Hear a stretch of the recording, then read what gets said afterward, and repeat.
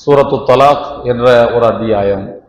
கணவன் மனைவி இருவருக்கிடையில் ஏற்படக்கூடிய மனமுறிவை தொடர்ந்து அவர்களுக்கிடையிலே திருமண பந்தம் முடிவுக்கு வந்துவிட்டது என்று சொன்னால், அதனை தொடர்ந்து அவருடைய உள்ளத்தில் ஏற்படுகின்ற வருத்தங்களையும் கவலைகளையும் அவர்கள் எப்படி எதிர்கொள்ள வேண்டும் என்று எடுத்துரைக்கின்ற போது, அந்த சூறாவினுடைய ஒவ்வொரு வசனங்களின் முடிவிலும் அல்லாஹ் சொல்லக்கூடிய வார்த்தைகள் அது வெறுமனே கணவன் மனைவி உடைய வாழ்வில் ஏற்படக்கூடிய மனமுறிவை தொடர்ந்து ஏற்படக்கூடிய மன வருத்தங்களுக்கு ஆறுதல் சொல்லக்கூடிய வாசகமாக மட்டும் அவற்றை நாம் பார்க்க முடியவில்லை.